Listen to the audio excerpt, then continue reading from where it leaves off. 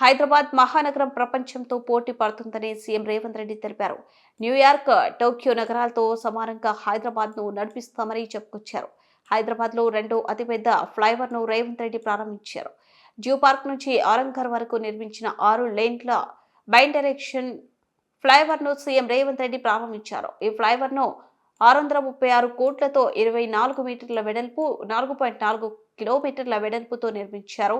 ఈ క్రమంలో నిర్వహించిన సభలో సీఎం రేవంత్ కీలక వ్యాఖ్యలు చేశారు.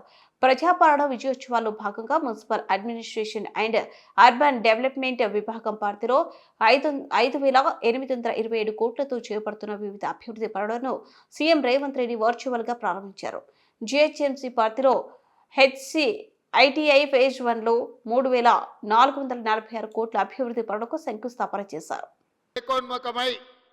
శ్రీమతి సోనియా గాంధీ గారి నాయకత్వంలో ఆనాడు సెప్టెంబర్ 17, 2023 నాడు శ్రీమతి సోనియా గాంధీ గారు తెలంగాణ రాష్ట్రానికి ఇచ్చిన 6 గ్యారెంటీలను దృష్టిలో పెట్టుకొని వారు 2004లో కరీంనగర్లో తప్పకుండా 60 సంవత్సరాల తెలంగాణ ప్రజల యొక్క ఆకాంక్షను నెరవేరుస్తానని ఇచ్చిన గ్యారెంటీని వారు అమలు చేసి 10 సంవత్సరాలు పూర్తి చేసుకుంటున్న సందర్భంలో మళ్ళీ తెలంగాణ రాష్ట్రంలో శ్రీమతి సోనియా గాంధీ గారు 6 గ్యారెంటీలను తెలంగాణ ప్రజలకు ఇవ్వడం జరిగింది.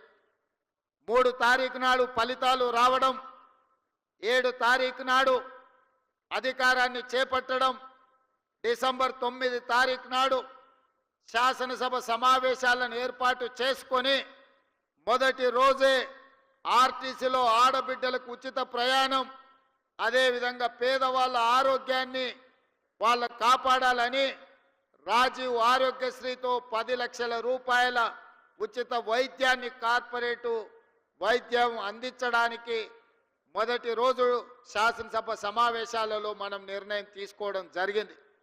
ఈ డిసెంబర్ మొదటి వారం మొత్తం విజయోత్సవాలు, మనం సాధించుకున్న విజయాలను స్మరించుకొని సంవత్సరం పూర్తి చేసుకుంటున్న సందర్భంలో రాబోయే సంవత్సరానికి మనం భవిష్యత్ కార్యాచరణను కూడా ఈరోజు నిర్ణయించుకోవాల్సిన అవసరం ఉన్నది.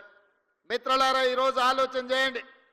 హైదరాబాదు నగరం అంటే తెలంగాణ రాష్ట్రానికే కాదు, ఈ దేశానికి, ప్రపంచానికే ఒక ప్రత్యేక గుర్తింపు ఉన్నది.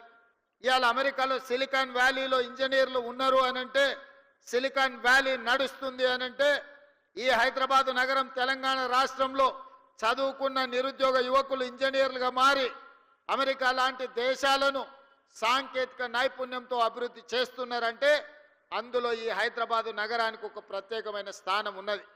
ఇదే కాదు, ఆనాడు శ్రీ రాజీవ్ గాంధీ గారు ఈ దేశం యొక్క భవిష్యత్తు మారాలి అనంటే కంప్యూటర్ యుగం రావాలి, 21వ శతాబ్దంలోకి వేగంగా అభివృద్ధి చెందాలి అంటే ఈ దేశం యువతకు కంప్యూటర్ని పరిచయం చెయ్యాలి అని ఈ దేశానికి కంప్యూటర్ని రాజీవ్ గాంధీ గారు పరిచయం చేసింది.